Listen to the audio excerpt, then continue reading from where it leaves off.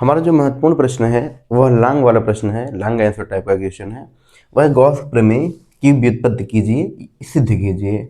तो गॉस का प्रमेय क्या है? इस प्रमेय के अनुसार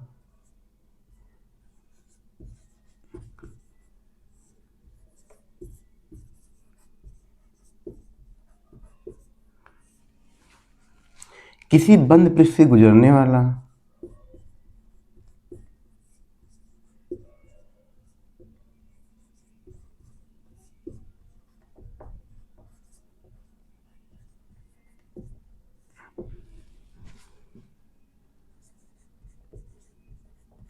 कुल वैद्युत फ्लक्स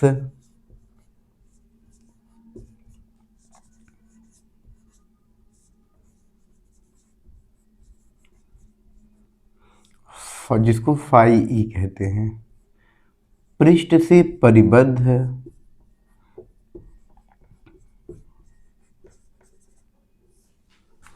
कुल आवेश का कुल आवेश, यानी कि जो पृष्ठ के भीतर आवेश है उसी की बात हो रही है, यानी क्यू इन टोटल चार्ज, कुल आवेश का 1/ε0 गुना होता है, अर्थात phi E equal Q in अपान ε0। यही हमको प्रूव करना है। तो यह 1 नंबर में भी आ सकता है और ये लॉन्ग वाले में भी आता है कि इसको प्रूव करके बताइए, सिद्ध करिए इसको।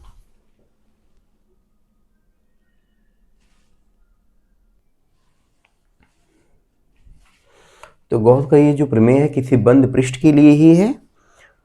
तो यहाँ पे मैंने बनाया है एक पृष्ठ है, वह बंद पृष्ठ है। इस पूरे पृष्ठ का जो क्षेत्रफल है, संपूर्ण पृष्ठ का जो क्षेत्रफल है वह ए है। ए क्या है? संपूर्ण पृष्ठ का क्षेत्रफल। लेकिन हमने क्या किया कि इसके पृष्ठ के ऊपर एक थोड़ा सा क्षेत्रफल लिया और वह क्षेत्रफल ये मैंने लिया हुआ है। अब यह जो क्षेत्रफल है इस बिंदु O को मिलाएगा, तो यहाँ पर जो कोण बनाएगा वह कोण है डी ओमेगा। यह कोण बनाएगा डी ओमेगा। तो अच्छा, यह इसके अंदर एक बिंदु O है जिस पर एक आवेश है प्लस क्यू। इससे आवेश से स्मॉल r दूरी पर एक बिंदु है, यहाँ पर एक बिंदु है P, जिस पर तीव्रता की गणना करें। जो तीव्रता होगी वह पृष्ठ के लंबवत बाहर की तरफ होगी क्योंकि प्लस आवेश है। और जो क्षेत्रफल है मैंने वो अभी उसी दिशा में लिया, क्योंकि जो क्षेत्रफल होता है वह पृष्ठ के लंबवत बाहर की ओर होता है, उसकी दिशा। तो हमने कहा कि माना कि एक बिंदु आवेश प्लस क्यू एक बंद पृष्ठ के भीतर बिंदु O पर स्थित है, जिससे स्मॉल r दूरी पर बिंदु P है। E वेक्टर व D वेक्टर के बीच का कोण शून्य, दोनों एक ही दिशा में, तो कोण शून्य है। करें इसलिए डी क्षेत्रफल से गुजरने वाला फ्लक्स, तो ये होगा D phi E vector dot D E D A. सूत्र होता है A vector dot B vector, A vector dot B vector, तो ये होता है ए बी कास थीटा। ऐसे ये होगा E D A cos theta, जो थीटा है वह शून्य है, तो ये कास शून्य की वैल्यू 1 होती है, तो ये होगा ई डी ए। लेकिन हमको ये पता है कि बिंदु आवेश, किसी भी बिंदु आवेश से स्मॉल r दूरी पर जो वैद्युत क्षेत्र की तीव्रता का सूत्र होता है वह होता है E = 1/4πε0 Q/r²। एक हेडिंग पढ़ा होगा आप लोगों ने, एकल बिंदु आवेश के कारण वैद्युत क्षेत्र की तीव्रता, तो ये फार्मूला हो गया। तो इस E की वैल्यू को उठा के यहाँ रखेंगे, तो ये होगा d phi equal Q/4πε0 dA/r²। हमने पढ़ा घन कोण, तो जो घन कोण होता है उसको हम दिखाते हैं डी ओमेगा से, और ये होता है क्षेत्रफल बटे त्रिज्या का वर्ग, तो d/r² ये होगा डी ओमेगा। तो dA/r² जो है वह डी ओमेगा हो गया। तो यहाँ पे d phi E Q/4πε0 D omega हो गया। कह रहे हैं कि ये मैंने छोटा सा पृष्ठ लिया तो छोटा सा कोण बना, अगर मैं पूरा पृष्ठ लूँगा कोण भी क्या होगा? पूरा बनेगा। तो ये छोटे से पृष्ठ के लिए जो कोण बना है वह छोटा कोण बना है, बड़े पृष्ठ के लिए जो कोण बनेगा वह, ये पृष्ठ हमने लिया, ये जो कोण बना है ये छोटा कोण बना यहाँ पे से, ये डी ओमेगा। ऐसे एक पृष्ठ फिर लूँगा, ये जो कोण बनेगा ये भी डी ओमेगा, ऐसे फिर बनाऊँगा ये भी डी ओमेगा। ऐसे करके पूरे पृष्ठ के क्षेत्रफल के लिए हमने लिया, तो पूरे पृष्ठ के क्षेत्रफल के जो कोण बनेगा वो कोण भी तो बड़ा बनेगा, क्योंकि बार बार इसको जोड़ेंगे हम कई बार। यहाँ हम उसका समाकलन कर दें। समाकलन का मतलब है कि सभी पदों को जोड़ना होता है। तो यहाँ जोड़ने पे संपूर्ण पृष्ठ से गुजरने वाला जो वैद्युत फ्लक्स होगा लगा दिया हमने इंटीग्रेशन, ये डी फाई ई, यानी कि डी फाई कई बार जोड़ेंगे तो क्या आएगा? फाई ई आएगा।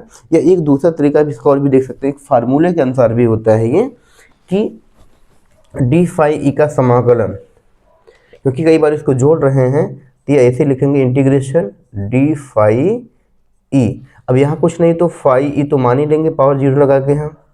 अब समाकलन में होता है कि घात में एक जोड़ते हैं और उसी से डिवाइड करेंगे, 0-1/0-1 यानी फाई ई ही आएगा, क्योंकि फार्मूला होता है समाकलन का x घाते n with D x, ये होता है फार्मूला x पावर n+1/en+1, ये हो गया। अब q/4πε0 वो तो कांस्टेंट है, बचेगा डी ओमेगा। ऐसे डी ओमेगा का समाकलन करेंगे तो ये ओमेगा आएगा, लेकिन एक पूरे संपूर्ण पृष्ठ के लिए जो घन कोण बनता है वह घन कोण 4 पाई से अधिक नहीं बनता, 4 पाई बनेगा पूरे पृष्ठ के लिए। तो डी ओमेगा को रिप्लेस करेंगे 4 पाई से, तो उसका समय 4 पाई से कट जाएगा, तो आएगा q/4πε0। ये मैंने एक बहुत संक्षिप्त विधि लिखा हुआ है, आप इसका स्क्रीनशॉट ले सकते हैं, जो कि बहुत ही महत्वपूर्ण है। ये पॉइंट टू पॉइंट मैंने लिखा, एकदम संक्षिप्त वे में मैंने लिखा हुआ है। तो ये 1 नंबर भी आएगा और ये लॉन्ग में भी आ सकता है, इसके लॉन्ग में भी आने की संभावना बहुत अधिक होती है। बच्चों, हमारा जो अगला महत्वपूर्ण प्रश्न बनता है वह प्रश्न है कि समांतर प्लेट संधारित्र की धारिता क्या होती है। तो यहाँ से 1 नंबर के प्रश्न में यह है कि धारिता किसे कहते हैं या संधारित्र क्या है। तो धारिता यानी कि आवेश को धारण करने की क्षमता को हम धारिता कहते हैं। संधारित्र क्या होता है, तो संधारित्र एक ऐसा समायोजन होता है जिसमें उसके क्षेत्रफल में वृद्धि किए बिना उसके प्लेटों के बीच की दूरी को कम या अधिक करके धारिता को बढ़ाया या घटाया जा सकता है। यह जो समायोजन है इसी को हम संधारित्र कहते हैं। इसमें जो 1 नंबर का और प्रश्न पूछता है 60 वाले में, वह कि धारिता को प्रभावित करने वाले कारक क्या क्या हो सकते हैं। तो धारिता को प्रभावित करने वाले जो कारक हो सकते हैं वह पहला कारक होता है कि क्षेत्रफल, यानी कि क्षेत्रफल ज़्यादा होगा तो आवेश के धारण करने की क्षमता ज़्यादा होगी, धारिता ज़्यादा होगी। क्षेत्रफल कम तो धारिता कम होगी। दूसरा होता है प्लेटों के बीच का माध्यम का परावैद्युतांक, यदि प्लेटों के बीच माध्यम का परावैद्युतांक है उसकी वैल्यू अधिक है तो धारिता ज़्यादा होगी और परावैद्युतांक का भी धारिता कम होगी। तीसरा जो है वह है प्लेटों के बीच की दूरी। ये जो धारिता होती है प्लेटों के बीच की दूरी के वर्ग के बीच क्रमानुपाती होती है। यदि यानी कि प्लेटों के बीच की दूरी यदि बढ़ जाएगी तो धारिता, अगर ये ज़्यादा हो जाएगा तो धारिता जो होगी वह कम हो जाएगी, और अगर ये कम हो जाएगा धारिता होगी बढ़ जाएगी या ज़्यादा हो जाएगी। तो धारिता को प्रभावित करने वाले कारक भी आप जानते रहेंगे। 2 प्लेट हमने लिया है, उनके प्लेटों का जो क्षेत्रफल है वह समान है। इसका भी क्षेत्रफल ए है, इसका भी क्षेत्रफल ए है, प्लेटों के बीच की दूरी दी है और माध्यम का परावैद्युतांक टी है, और प्लेटों का जो पृष्ठीय आवेश घनत्व है वह है सिग्मा।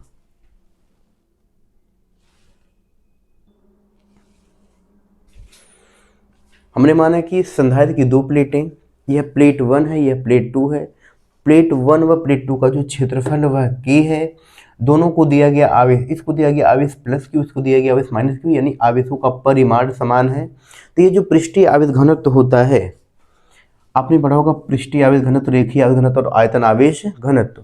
तो ये जो पृष्ठीय आवेश घनत्व है जिसको हम दिखाते हैं सिग्मा से, यह स्मॉल सिग्मा होता है। एक कैपिटल सिग्मा भी होता है और कुछ इस तरीके से बनता है, वो समेशन या योग को बताता है, ये जोड़ को बताता है, यह बताएगा योग को, और यह स्मॉल सिग्मा। तो जो स्मॉल सिग्मा होता है वह होता है Q/A, यानी कि आवेश बटा क्षेत्रफल। तो इस प्लेट के लिए भी ये सिग्मा होगा Q/A और इसके लिए भी होगा Q/A होगा, परिमाण समान होगा।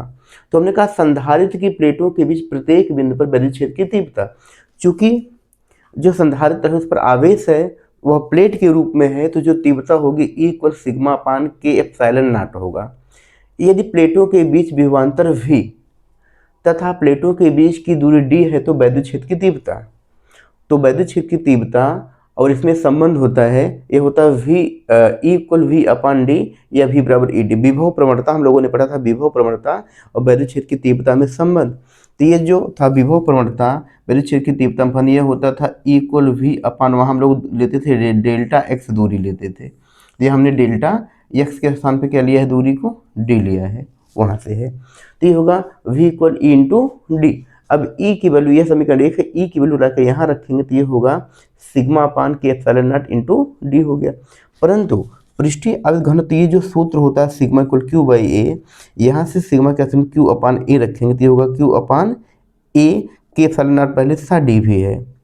हमने कहा कि हमने ये निकाल लिया कि संधारित्र की प्लेटों के बीच का विभव कितना है, ये निकाल लिया। अब धारिता की परिभाषा से हमको यह पता है कि आवेश हमने कितना आवेश दिया है उसको, क्यू आवेश है, तो आवेश हमको मालूम ही है, हमने वी निकाल लिया, क्यू की वैल्यू वी की वैल्यू रख दिया, यानी क्यू पता है, वी निकाल लिए हैं, रख दिए, ये कट जाएगा तो आएगा सी इक्वल की एप्सिलॉन नॉट अपान डी। यदि हम यह कह दें कि यह माध्यम के लिए यदि प्लेटों के बीच में वायु निर्वात की वैल्यू कितनी हो जाएगी, वहाँ पर 1 हो जाएगी, धारिता क्या होगी वहाँ बदल जाएगी।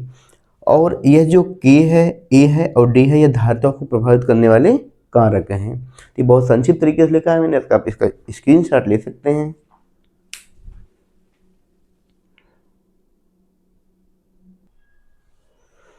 हमारा जो अगला महत्वपूर्ण प्रश्न है वह फैराडेस लॉ, फैराडे का नियम, जो कि विद्युत चुंबकीय प्रेरण के लिए होता है। तो इनके दो नियम है। पहला नियम क्या है कि जब किसी परिपथ से संबद्ध चुंबकीय फ्लक्स में परिवर्तन होता है तो परिपथ में एक प्रेरित विद्युत वाहक बल उत्पन्न हो जाता है। यह प्रेरित विद्युत वाहक बल तभी तक होता है जब तक चुंबकीय फ्लक्स में परिवर्तन होता है। तो आपने फैराडे का एक्सपेरिमेंट तो देखा होगा। फैराडे का प्रयोग क्या था, एक कुंडली होती है, इस कुंडली से जुड़ा हुआ एक गैल्वेनोमीटर होता है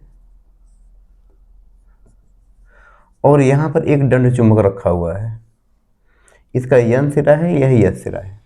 जब ये स्थिर होता है तो कोई भी फ्लक्स परिवर्तन नहीं होता है, तो कोई धारा नहीं बहती। लेकिन जैसे हम इसको आगे लेके जाते हैं या दूर लेके जाते हैं, ये जो गैल्वेनोमीटर में लगा सुई होता है यह विक्षेपित हो जाता है।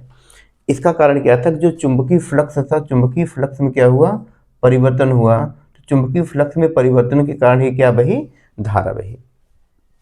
दूसरा है जो कि बहुत महत्वपूर्ण है, जब किसी परिपथ से बद्ध चुंबकीय फ्लक्स में परिवर्तन हो रहा होता है तो वैद्युत परिपथ में एक प्रेरित विद्युत वाहक बल उत्पन्न हो जाता है जिसका मान चुंबकीय फ्लक्स परिवर्तन की ऋणात्मक दर के बराबर होता है। इसको हम न्यूमैन का नियम कहते हैं।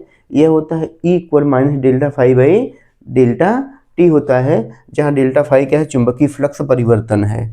डेल्टा फाई क्या है, डेल्टा फाई है चुंबकीय फ्लक्स परिवर्तन। मान लीजिए शुरुआत में फ्लक्स फाई 1 रहा होगा, बाद में फ्लक्स फाई 2 हो जाए, ये होगा फाई 2 माइनस फाई 1 हो जाएगा। और डेल्टा टी क्या समय अंतराल है, T2 माइनस T1 है। करिए चुंबकीय फ्लक्स परिवर्तन जो है वह तात्क्षणिक हो तो इसको हम लिख सकते हैं लिमिट लगा के कि E equal limit delta T tend to 0, ये होगा minus delta phi by delta T, इसको लिख सकते हैं minus D phi by D T कह सकते हैं। यदि कह दें फेरों की संख्या, यदि फेरों की संख्या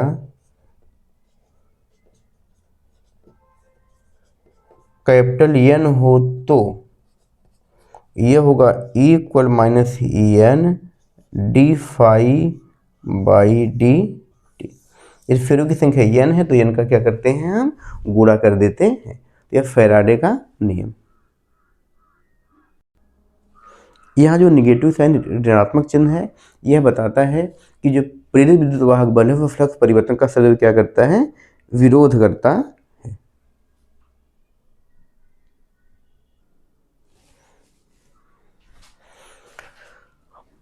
आपको वीडियो का कौन सा भाग अच्छा लगा बताइएगा हमें, और आपको और किस टॉपिक की वीडियो चाहिएगा ये भी बताइएगा। आज के लिए धन्यवाद। पुनः मिलते हैं किसी अच्छे और नए वीडियो के साथ जो कि बहुत महत्वपूर्ण टॉपिक्स होंगे। सेकंड पार्ट में हम मिलते हैं।